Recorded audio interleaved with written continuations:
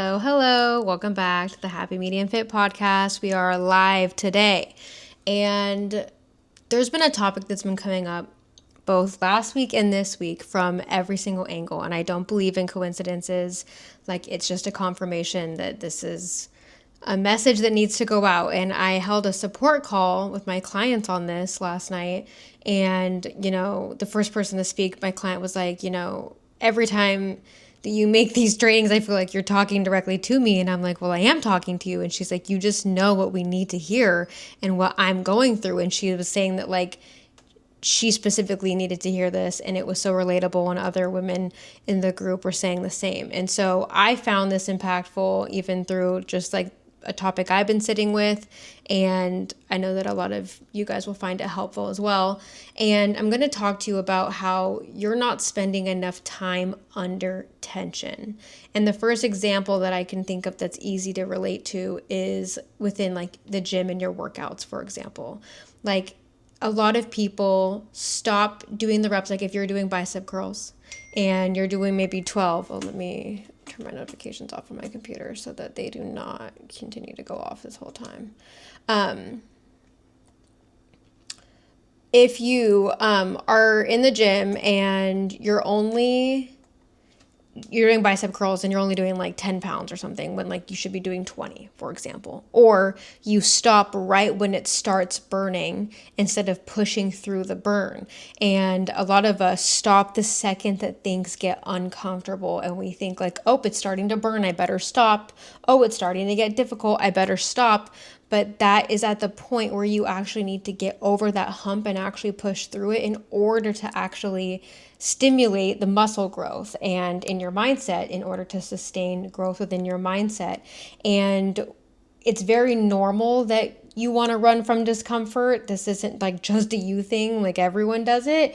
I will say that you get better at it. So we tend to run away from the discomfort the second that things get a little bit uncomfy.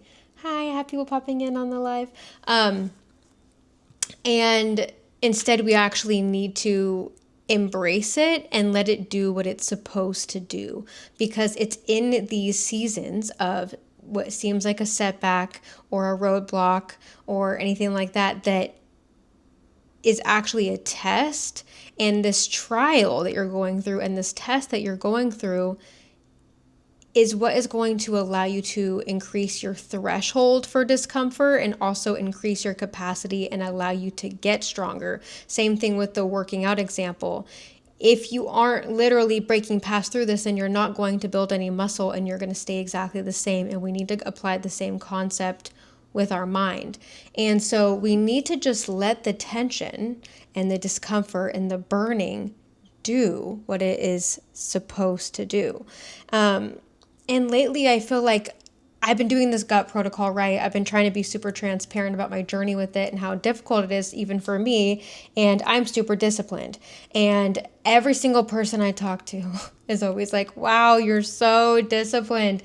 And like, how do you do that? And, like, how are you getting through this gut protocol and eating the same thing every single day and eating this nasty meal plan that you have to eat?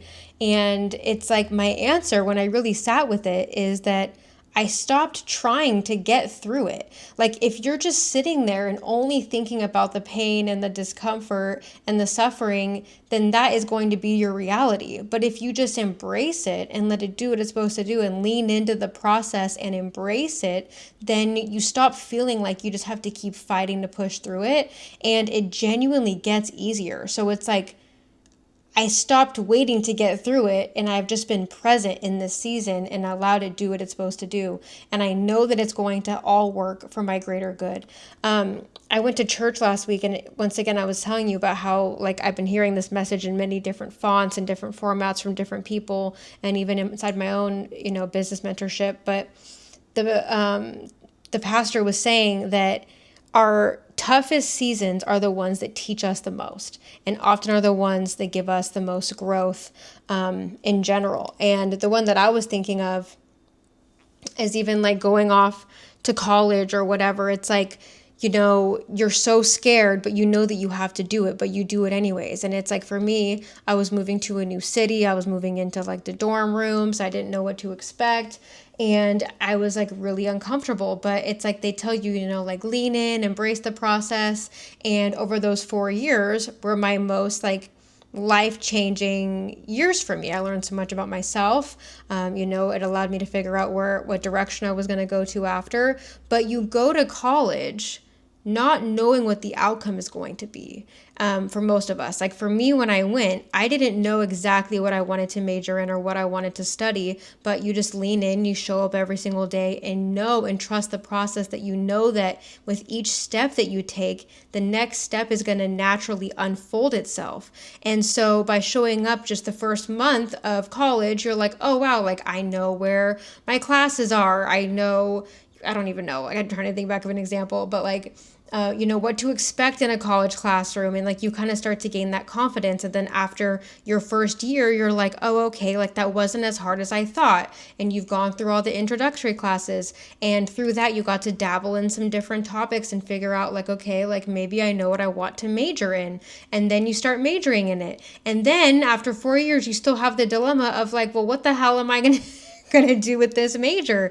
And you have to just trust the process that's going to lead you to your first job. And maybe your first job out of college isn't going to be the job that you retire with, but you know and trust the process that it's going to naturally lead you to the next steps. And so we need to kind of have the same certainty within our health and our fitness journey, and knowing that like, yeah, it's going to be hard. You're going to have some hard tests that you have to go through, or exams or whatever, and like you're going to have to study for it. It's going to be uncomfortable. It's going to be annoying. Like nobody wants to do it. There's going to be pros and cons to everything. There's going to be parts of the college experience that you embrace and that you like and that are enjoyable. And then there's going to be parts like the exams and the schooling or whatever that like sucks. And you just have to embrace it and stop getting so hung up on it and just move through it. But the example, going back to, I'm getting ahead of myself, but the example that the preacher gave wasn't even like a biblical example. This was just like a good example that he gave. But he was like, I'm really into football, and I don't know anything about football, so just bear with me as I reiterate this, and I'm going to butcher some parts of it probably. But like, he was like, even if I'm not able to watch the football game live, I always record it, or I go back and rewatch the replay or whatever. And, nowadays we get all of the stats and who won or whatever at anywhere. So he's like, if my team wins, I'll know that before I go and watch the replay. So I already know the outcome. Okay, stay with me here. You know the outcome. So when you go to watch the replay, if they're losing in the first quarter or the first half or whatever, and they're fumbling the game and whatever, like instead of, if you were to be watching it in real time, you'd be like stressing out, right? But like, because you know they're going to make a comeback, and because you know they're going to win the game, you can watch the game and be at ease. Now, if you were to go and watch that in real time, you might be stressing. You might be like, there's no way they're going to come back from this. And so it makes trusting the process, difficult, but like, you're just gonna have a completely different energy when it's the unknown, right? Versus like the known outcome. And so once again, we have to just trust in the process and know that it's all gonna be for our greater good. And we need to act as if we already knew what the outcome is going to be, because as long as you don't give up and you keep going, like you will inevitably get to the outcome, but you just have to stop giving up when it gets difficult. And I was telling my clients even too, like last night, I was like, if you didn't want to quit the program at some point and, avoid me and skip your weekly check-in at some point because you had an off week or you're having a rough time, that would actually be really weird and abnormal. If anyone just is completely smooth sailing and never has at least one crash out in one point where they're like, Taylor, I hate you. Well, not literally, but like, whatever. Then you're not growing. And that would be weird. And so like, if it's uncomfortable, this is actually a really good sign that it's working. You're being tested in real time. Back to like the college exam example, like you're being tested, and like, are you going to pass the test or are you going to fail? And if you fail, then you're going to have to you fail the class, you're going to have to repeat the class, but just because you fail one test doesn't mean that you're going to fail the class. And so it's all about literally just learning how to move through the uncomfortableness or whatever, and then just moving forward. And it's never about being perfect. It's all about learning from our experiences and then applying what we learned from it for next time. And I feel like a lot of people, when they think of like health and wellness and fitness, like you think you're gonna be motivated. Like, girl, do you think that I've been motivated the entire time that I've been doing this, the last 10, 13 years or whatever that's been? Absolutely not. I've gone through some of my toughest seasons in life, grieving, breakups, losing family members, moving, whatever. It's like depression, anxiety, all of the things. And it's like, do you think I was motivated? No. But like, you have to show up anyways, but it's a million micro decisions or whatever. And you can't just like rely on like one time motivation or, thinking that you're going to just like wake up and be super excited every single day, because that's not true. And a lot of people who join the program or whatever, or if you're just starting out your fitness journey and maybe it's your day one, maybe it's your month one, a lot of people compare themselves to people that first of all we see on social media, or maybe even comparing themselves to me, where it's like, once again, I've been working out for 13 years. I've been learning how to track food and nutrition since 2014. So 12 years. And so, yes, I get to have it come easy to me now, because guess what? I've taken this class many times, like I've earned my stripes, I've moved up the ranks, and but when I first started, I was just like you. It was not easy. I was not motivated all the time. And so we often compare our day one or our month one or our year one to other people's success where it looks easy to them. And we fall into the comparison trap, and it is so deadly because we are not meant to measure our success of chapter 1 against someone's chapter 10. And this tension that we experience can often be self-inflicted. And so there's two types of tensions that are created.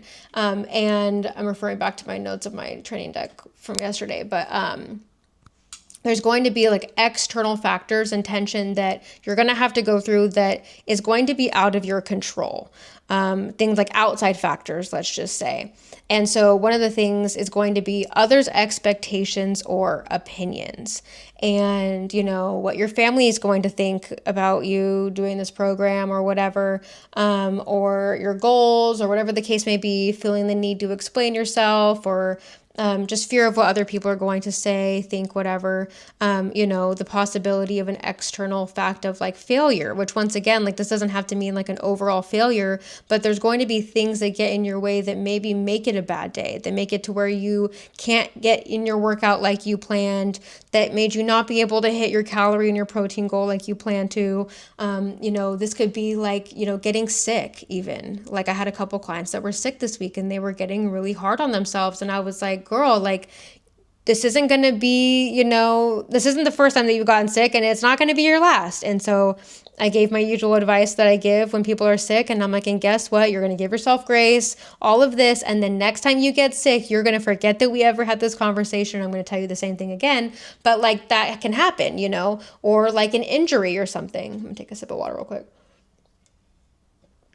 But like for me, it's like, I remember like, I think it was last year, I was so finally motivated to do my workouts or whatever, and got a new training program, and I was like all stoked. And then I hurt my back and couldn't work out for a month. And it's like, that's like, yes, it kind of was self-inflicted because I hurt myself, but like, it's an outside factor where like there's going to be outside factors coming at us. It's going to be your perceived lack of progress, even though there is progress to be made. Another example I can give of this is that like bamboo trees. I learned this, that you sow the seeds for the bamboo tree and you continue to, nurture it, take care of it, whatever, for the harvest. But it takes like 5 or 6 years before anything comes above the surface.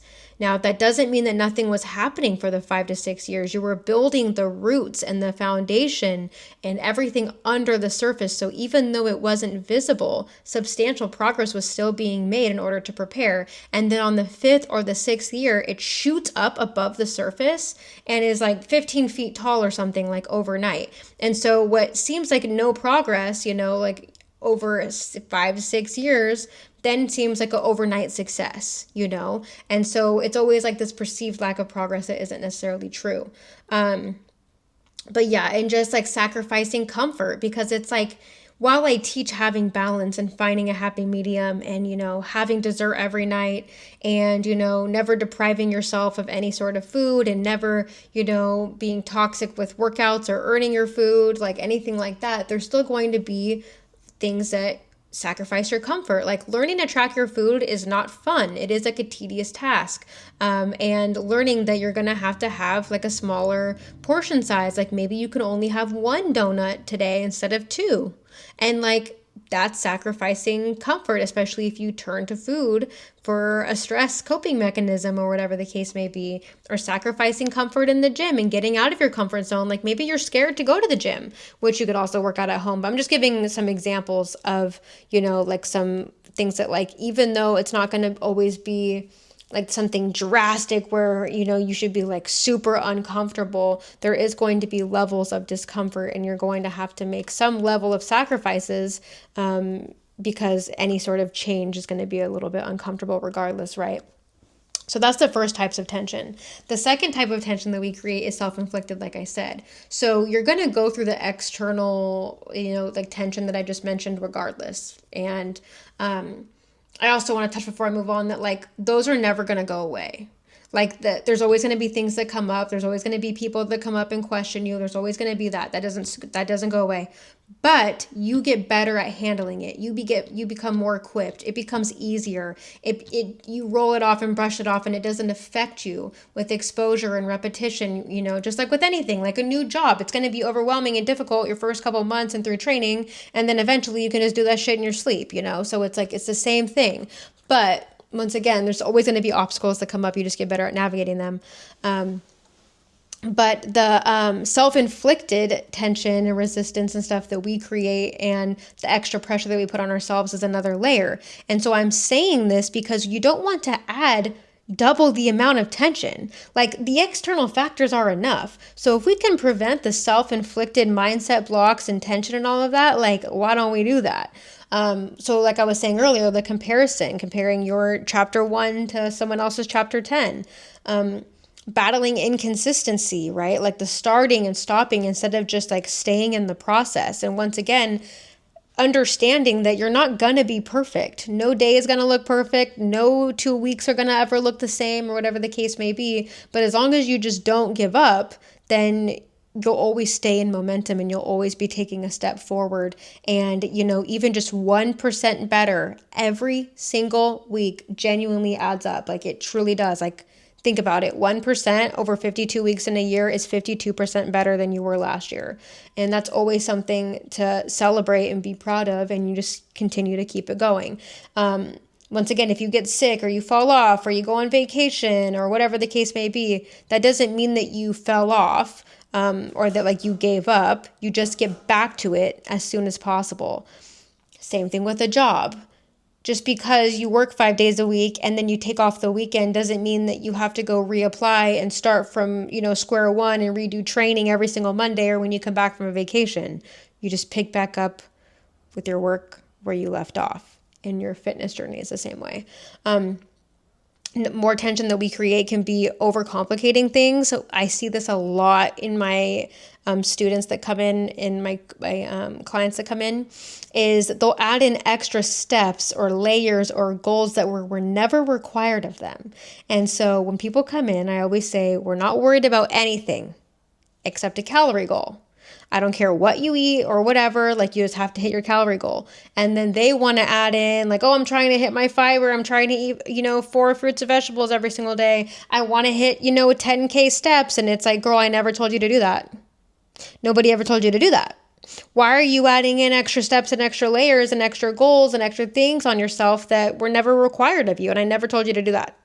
And actually, it's going to hinder you because you're not fully surrendering and trusting the process. And it's actually going to make us take a step back because my goal for you is going to stay the same. Because until you can show me that you can be trustworthy with the goal that I've given you, I'm not going to give you extra steps. I really take like a GPS approach of like, I'm only going to give you the step that's right in front of you. And until you complete this step, I'm not unlocking the next step. You got to earn it.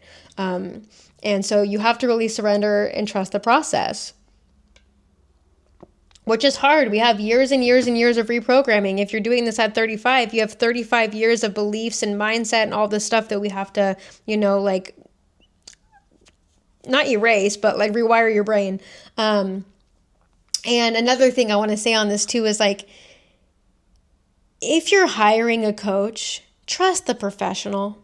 If you went to a mechanic and they did the diagnostic and showed you the proof of something that was wrong with your car and told you, like, this is how you need to fix it, you wouldn't say, like, oh no, it's something else. No, you would trust the professional and you would follow through. So, like, do the same thing with your coach, please. It's the same thing. And then the last piece of tension that is self-inflicted that we put on ourselves are the timeline expectations. So we demand results on a schedule that's unrealistic and have unrealistic expectations, and want things faster than when they're supposed to happen. And everything is going to happen in due time, and everyone is on their own timeline and their own journey. And so just remember that. It will happen in your due time. So, on that note, I just want to end it with, like, in order to move through the tension and be able to consistently, like, recognize it and move through these speed bumps, if you will, you can kind of think of it this way. You just have to, first step, and then I'm going to wrap it up here, is to take action. Moving today, moving right now before you feel ready. Ready is not a feeling. If you're waiting to feel ready, then girl, you're going to be waiting forever. Like, waiting for you is like waiting for water in this drought or whatever for it to rain. And ready is not a feeling. It is a decision that you have to make. And it's going to be a million micro decisions. It's not just a decision that you make on Monday if you're going to have a good week, or at the beginning of the month. It's something that you're going to have to do every single day, multiple times a day throughout the day, a million micro decisions. And you need to do it before you feel ready, because you're never going to feel ready. So you just have to take action. That first step. Like I said, you take the first step and then the next one will naturally be released to you. After you take this step, then step 2 is like the clarity. So this is when the next step will start to reveal itself. And once you're in motion, then the next step and then the next step. So you take action, then you'll start gaining that clarity that you're looking for. We often want, the clarity or the certainty before we take action, but it comes after. It comes after the action, not before. And then you'll start building momentum. And it's the small momentum. It's these small moves that will then start giving you some quick wins under your belt. And then eventually will compound into progress. Like I said, 1% better every single week really does add up. And then after you're in momentum, you'll start to finally gain that confidence and proof of all the hard work that you've been putting in will start to pay off, and then that will start giving you the reassurance that things are going well. You're stacking up the wins, you're stacking up evidence, you're stacking up the proof, and that is how you build confidence. It takes time. It takes putting in the repetitions. It takes, sticking with it even when it's tough, and then you'll get the motivation. People always think that you need energy to work out. But you need to work out in order to get energy. People think that you need clarity or certainty or confidence before you start something, but you need to start something in order to get that clarity and that confidence. So, yes, if it's hard, it's working. That's a good sign. We got to learn how to push through the hard and, really have that self-control. And that is how, this confidence and this discipline is built. And then that is how you gain, once again, like the facts and the evidence and the proof that you know what you're doing. And that's how you start moving through life with confidence and reassurance. And you have the threshold and the capacity in order to keep the outcome, in order to keep the hard work that you've been, working your ass off to maintain. Then you will be able to maintain it all on your own, because you'll have confidence in yourself and your abilities and your character and the process and the systems that you have in play and all of that. And be able to hold the blessing for forever, because it'll be yours to keep at that point. So if you guys have any questions about this, as always, please reach out. I hope this just gives you a little bit of encouragement and some confidence and clarity that you've been waiting for. So I'll catch you guys on the next one. Love you always. Toodaloo.